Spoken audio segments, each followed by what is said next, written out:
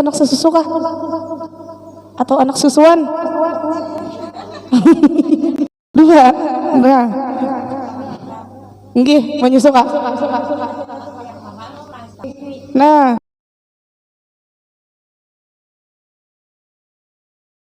Kalau untuk saudara sesusu atau anak sesusu, mahramnya sama seperti anak kandung. Kayak contoh, misal tuh anak nang kemanakan kakak nang menyusu ada kakak tadi, lawan puja, kan kada batal tersentuh puja. Lawan laki pian, lawan abah pian, kada apa-apa. Lawan abah dari hukumnya sama seperti anak mahram.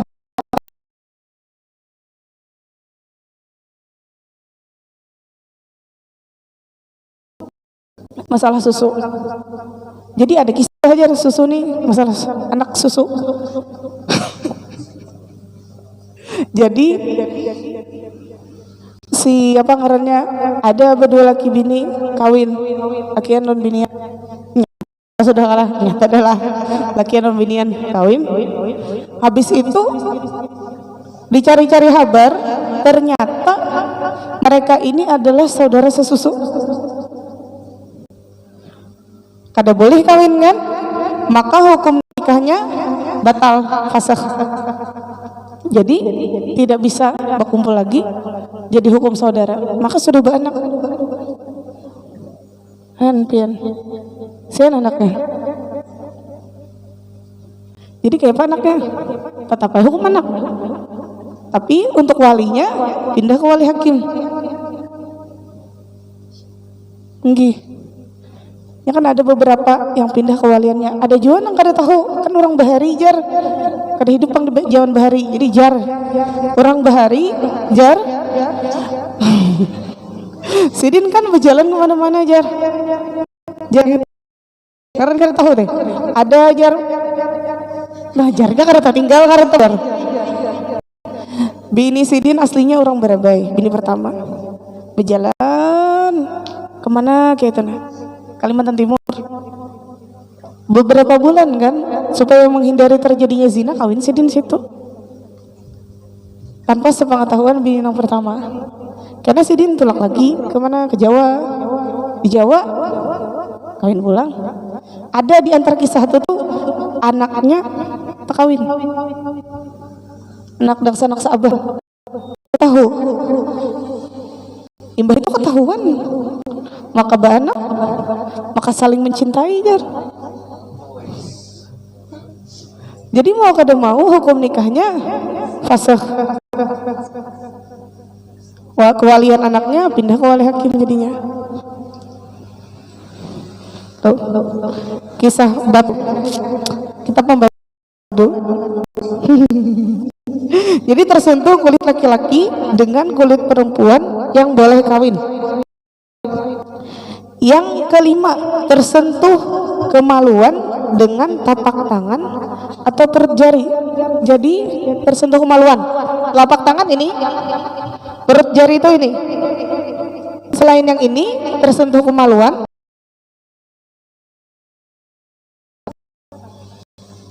Itu. Jadi kalau misal nih, ya baik bang. Atau pakai betis, kenapa jar? Kalau hanya pakai telapak tangan nuduh ulun batal, jadi pakai betis. Kasihan. Maka wudhu batal. Atau ini kan kita ada sarung tangan plastik, pakai sarung tangan plastik membasahi batal. Tapi kalau kita langsung basahi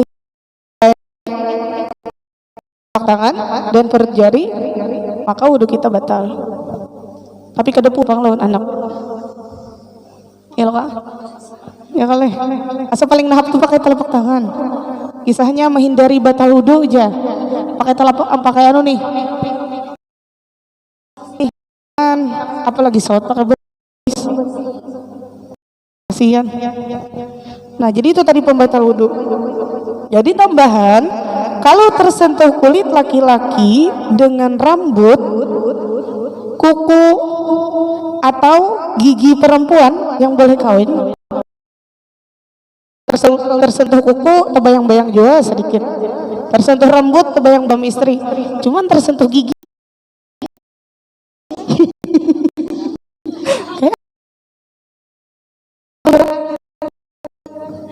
wudunya tidak batal. Demikian juga baiknya kada batal. Tuh, itu untuk pembatal wudu. Nah, ulun sini buka sesi pertanyaan dulu. Kalau pian hendak bertanya, ada kan yang ditanyakan terkait pembatal wudu. Kalau kadeda, harus kita ke mandi. Nah, mandi. Enggih, yang mana kak? Enggih, kada batal. Tapi dengan syarat harus sudah berhubungan. Enggih.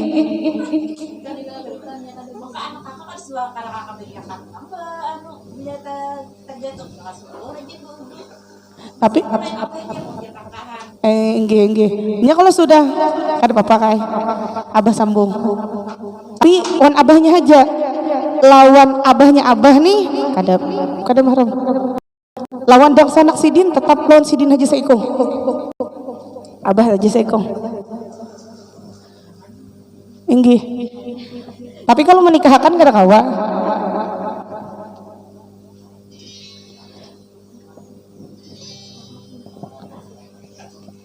Yang lain bang, ada pertanyaan kah? Apa ulun kan yang bertanya? Iya. Maka asar, belum berumah tangga kai.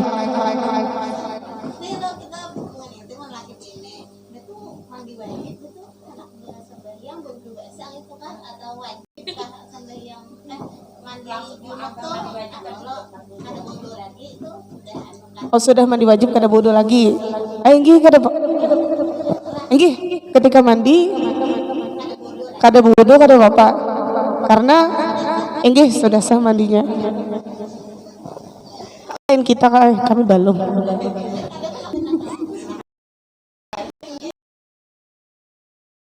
Belajar nih enggak ibadah. Kalau nya di kitab muin.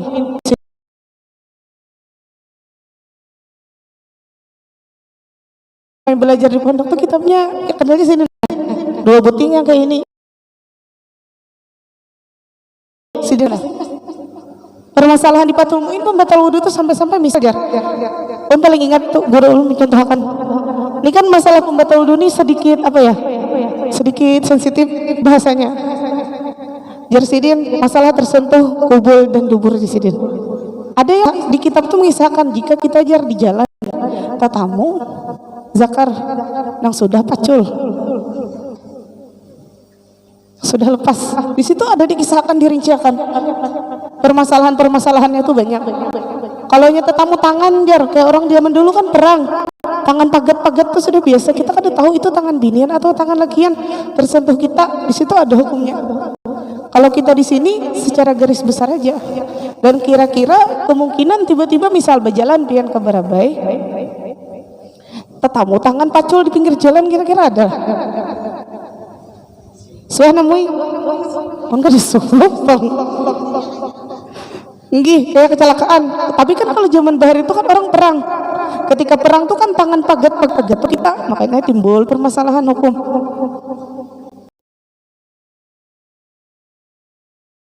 Pasti hidup sidin tuh di zaman sekitar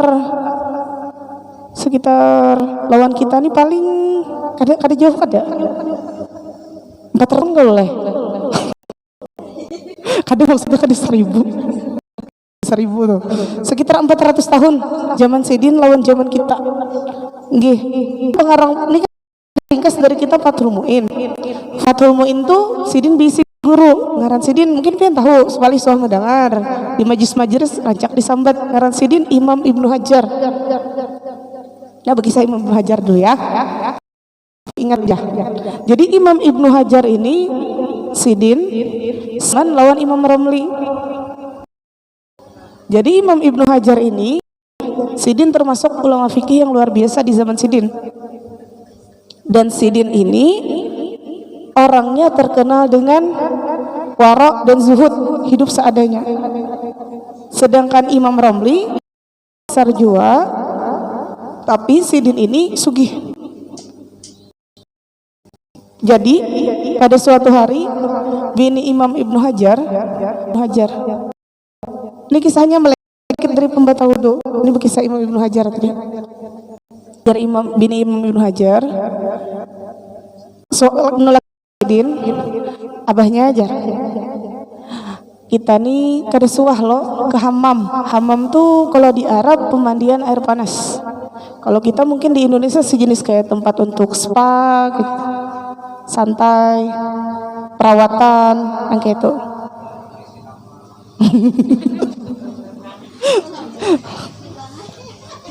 Tuh. Jadi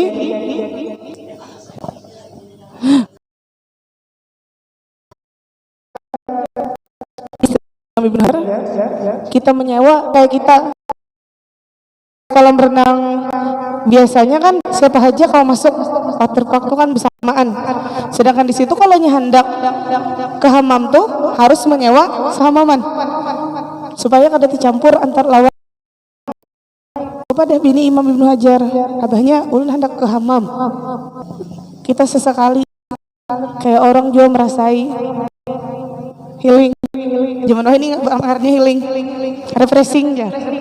Jar Imam Ibnu Hajar, ngaran Sidin kan hidupnya zuhud apa adanya dan waro.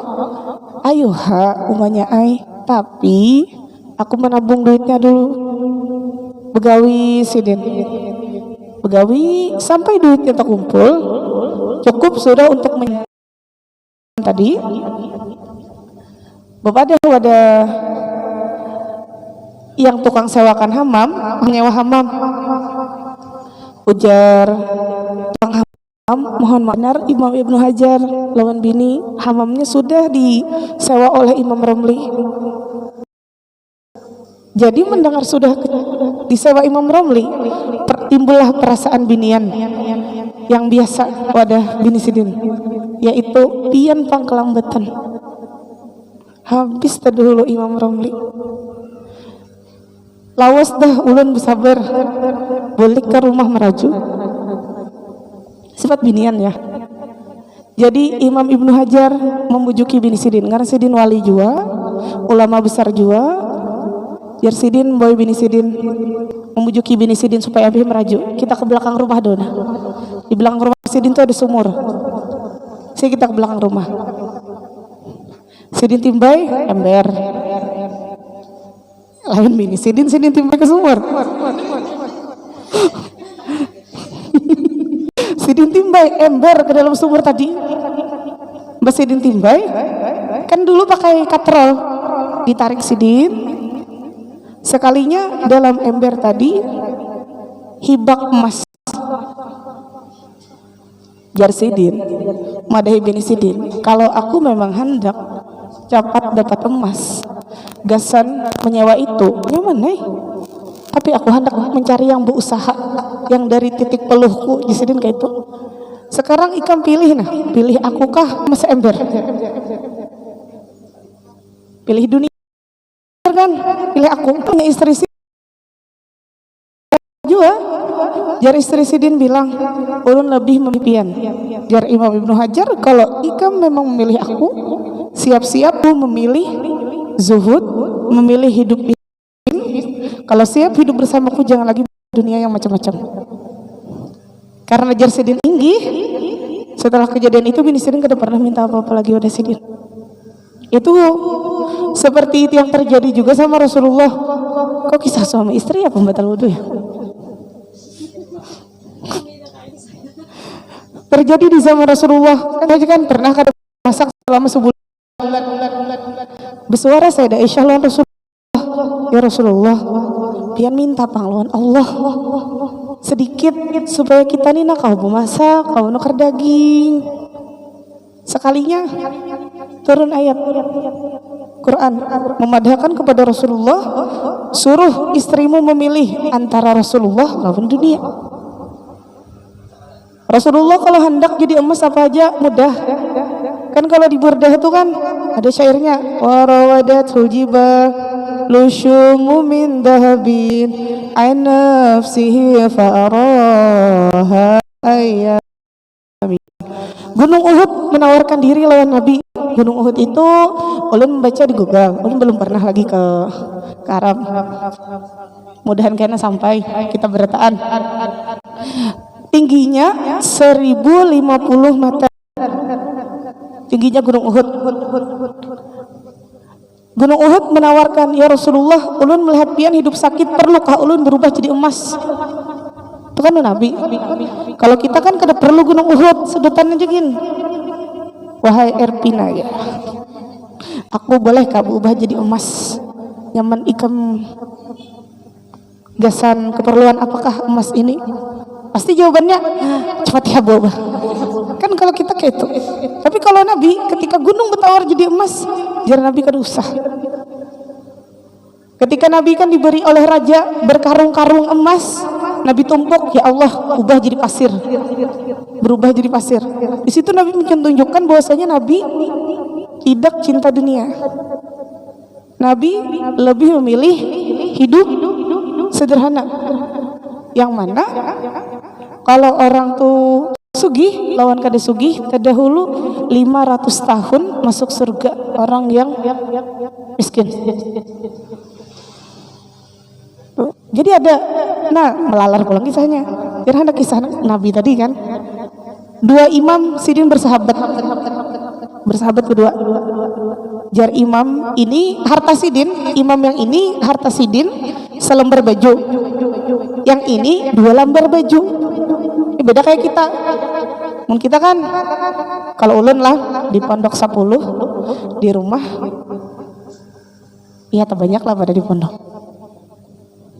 Kan kita jadi sidin berdua nih mimpi, ada yang memimpikan hari kiamat bertemu dengan 2 imam ini.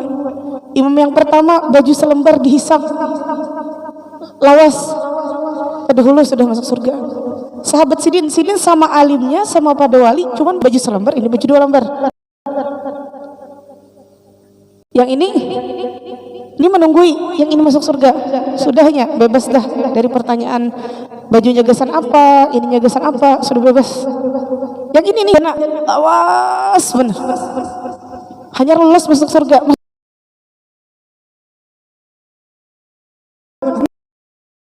Karena hartanya lebih banyak, bajunya selembar. Makanya kalau kita nukar baju, nukar apa, kebaikan, jangan sampai kedip niat. Nukar kendaraan apa, niatkan mudahan bermanfaat untuk kebaikan. Karena kayaknya ditanya, maka hasbinian bian suka berbeli baju aja. Ini kan karena ulun binian juga, jadi tahu. Jadi ke zaman Sayyidah Aisyah tadi sama Rasulullah, jadi ditanyai sama Rasulullah, bini-bini Nabi milih apa? Milih Nabi milih dunia, milih Nabi milih dunia, milih Nabi milih dunia. Semuanya memilih Nabi kecuali 1 orang. Ulun kada hendak milih Nabi, ulun milih dunia. Diceraikan Nabi. Setelah diceraikan, dia menyesal. Istri Nabinya ini kada termasuk di yang 11 tuh. Karan sidin menyesal, saking menyesalnya sidin menangis-nangis dan tidak merasa lagi sudah ada kotoran unta bergulung-gulung sidin di situ. Saking menyesalnya memilih dunia daripada Nabi. Kan Nabi kan memilih hidup miskin. Ya Allah, jar Nabi, doa Nabi kan, matikanlah aku miskin, hidupkanlah aku miskin, kumpulkanlah aku bersama orang-orang miskin. Karena mereka orang-orang yang terdahulu masuk surga. Nah, kembali ke kitab tadi. Tadi pembatal-pembatal wudhu ada 5. Yang pertama, keluar sesuatu dari kubur dan dubur kecuali mani. Yang ketiga, tidur yang tidak tempat duduknya. Yang ketiga, hilang ingatan sebab gila, mabuk dan pingsan. Yang keempat, tersentuh kulit laki-laki dan kulit perempuan yang boleh kawin. Yang nomor 5, tersentuh kemaluan dengan telapak tangan atau perut jari. Kemudian selanjutnya mandi mengalirkan air ke seluruh tubuh dengan niat yang tertentu, sebab yang mewajibkan mandi. Jadi mandi, insya Allah sebertaan bisa mandi. Cuman yang dimaksud mandi di sini adalah mandi wajib. Kita menyebut mandi wajib kah? Mandi wajib. Ya, sebab-sebabnya ada beberapa.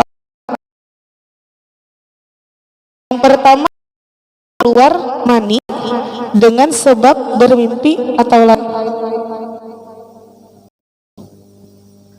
lainnya nih, yang berumah tangga lebih tahu. Yang kedua, bersetubuh meskipun tidak keluar mani. Yang ketiga, berhenti dari haid atau nifas. Yang keempat, beranak.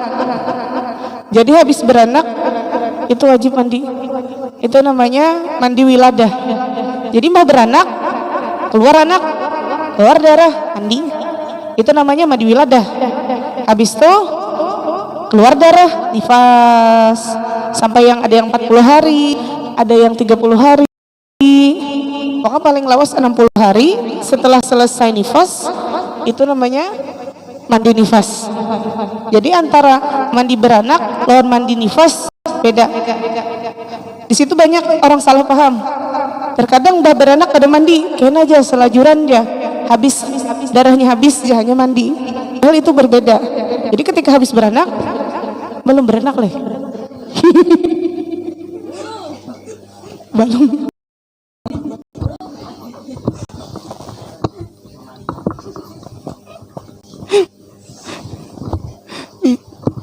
Jadi ketika melahirkan itu mandi sekali, mandi wiladah namanya. Setelah darahnya terhenti ketika nifas, itu mandi nifas namanya. Kemudian bukan mati syahid, nah itu wajib dimandikan. Lain wajib mandi seorang bukan orang.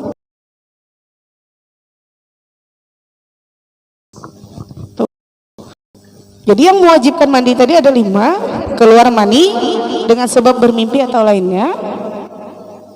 Atau lainnya paham aja lah. 2, bersetubuh tidak keluar mani. Yang ketiga, berhenti dari haid atau nifas. Yang keempat, beranak. Yang kelima, mati yang bukan mati syahid. Di sini di bawahnya dijelaskan lagi. Kemudian sunah mandinya seperti apa. Kemudian jadi tadi kan 5 hal yang mewajibkan mandi. Kemudian rukun mandi 2. Yang pertama niat, yang kedua mengalirkan air ke seluruh tubuh. Ya, jadi sunnahnya dari atas 3 kali. Tapi sebelum mandi tuh ahsannya kita bebersih dulu, sabun dulu. Ya, telinga digosok-gosok, lipat-lipatan digosok-gosok, mandi, niat. Jadi sebelum mandi tuh sunnah dulu. Supaya apa? Supaya kita yakin air sudah sampai ke seluruh tubuh.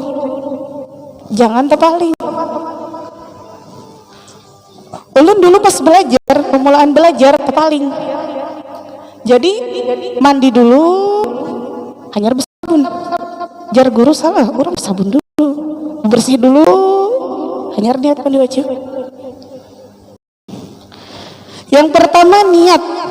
Meletakkan niat ini waktu mula-mula membasuh satu suku daripada anggota badan. Niatnya seperti sahajaku merangkatkan hadas besar seluruh tubuh fardu karena Allah Ta'ala.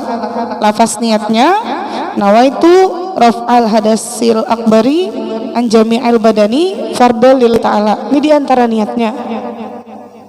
Ini sekali ada juga niatnya nawaitu gusla aja ya raf'il hadasil akbari an jami'il badani fardhu lillahi Ta'ala. Bisa juga niatnya nawaitu gusla lirafil hadasil akbari fardhu lillahi Ta'ala. Masalah niat nang mana paling nyaman menggawi dan nang mana nang ingat. Nang panjang ada hafal boleh, nang handap Karena timbul jadinya tagana melihat nah itu napa tadi leh. Nah itu napa tadi leh. Kada tak kubui ke tagana kayak ini. Mandi. Hadang searching dulu. Nah itu napa. Jadi cari yang paling mudah aja, yang paling ingat. Jadinya diletakkan ketika kita pemulaan mengenakan air ke tubuh kita. Di mana aja boleh. Tapi yang paling afdal dari kepala. Bagian paling atas. Kemudian yang kedua, syarat rukun wudu tadi menyampaikan air ke seluruh anggota badan, rambut dan celah lubang anggota. Kalau ada najis ainiyah yang tidak suci dengan membasuh, wajib menghilangkannya terlebih. Jadi rukun mandi yang kedua menyampaikan air ke seluruh tubuh, ke lubang-lubang, lubang telinga, lubang hidung, di mata di sini, sampai ke seluruh tubuh. Habis itu kalau ada di anggota kita ada najis ainiyahnya, maka dulu dihilangkan, disucikan, baru dimandi. Kada bingung? Aja dulu. Apakah ada pertanyaan? Adakah anak-anak betakun?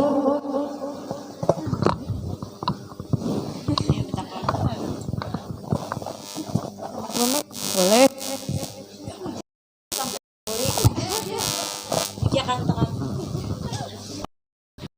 Aku apa?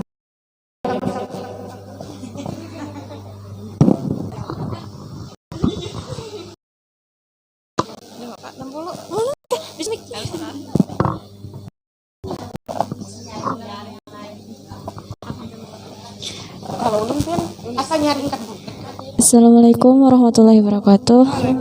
Warahmatullahi wabarakatuh. Izin Kak, misalkan kita imbah haid lo mandi, tapi kita tuh ada luka, sedangkan luka tuh kada kawa karena benyu, yang benar-benar kada kawa kayak itu, nah tuh kayak apa?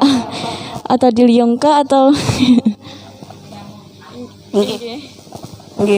Jadi kalau ada luka, kayak apa caranya kan? Lukanya tadi kada boleh kena banyu, maka ditambah dengan tayamum. Itu kayaknya ada penjelasan panjangnya di bab tayamum, selembar lagi tayamum. Jadi misal sudah selesai mandinya, tayamum lagi. Yang di sini. Kadang mau kayak itu kan, banyak kena parah, maka diganti dengan tayamum. Makanya kalau kita bersimpan debu tuh sebotol, saya menyuruh mayak, tapi sampai ini pian kada tuh simpan mayak. Biar sidin kan supaya pasti kita mengambil debunya tuh yang suci, tabuk dulu tanah aja sidin sekilan. Kan kalau di atas nih terkadang kan tercampur-campur sekilan, diambil di tanahnya diambil, dijamur aja sidin. Habis dijamur, kita ayak, kita buat ke botol, simpan. Jadi kalau seandainya ada hal ketika misal kita kepepet, kita kada perlu lagi mencari debu-debu kemana-mana. Terkadang sekali dikira debunya itu kan harus debu tanah, kada boleh debu keraban. Kayak dinding nih kan berdebu, debu keraban, hirang, atau debu di kaca. Kalau lainnya nggak boleh. Atau debu pasir kan, pasir beda tanah. Jadi harus bedakan bujur-bujur debu tanah yang suci. Makanya kenapa jangan mengambil yang di atas, kalau tercampur lawan kucing ketujuh biasanya. Itu pang perlunya kita terkadang asahawat menggawi itu pang kita. Padahal kalau digawi kan ulungin sampai wah ini karena gawi-gawi suah ada simpanan, habis itu dikira abah tuh tanah gitu dibuang. Sampai ini kada lagi tuh lah, misal kayak garing dasar kada kau kena banyu perlu tayamum. Padahal tayamum mudah. Bersimpanan koran Jasidin lawan debu tadi sebut buat ke koran. Kada juga Jasidin banyak benar memakai. Kan debunya tuh habis kita anu kayak ini diringan ini. Kadang kayak bumpur basah.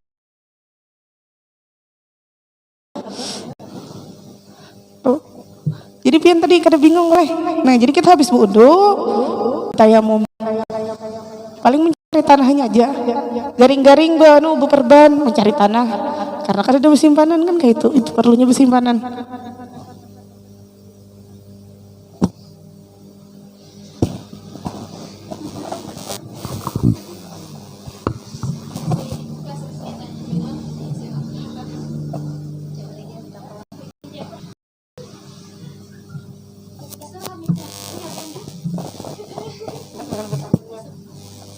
Kalau supan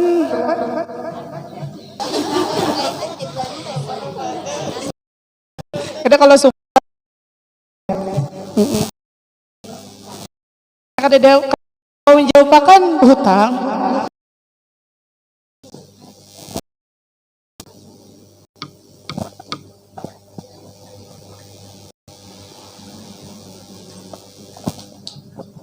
Soalnya ini kan gawian sehari-hari.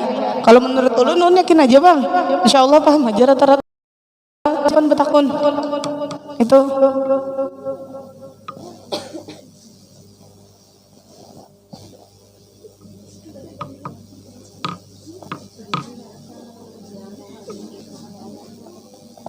Jadi adakah yang betakun lagi? Mun kadada alhamdulillah on suka baner.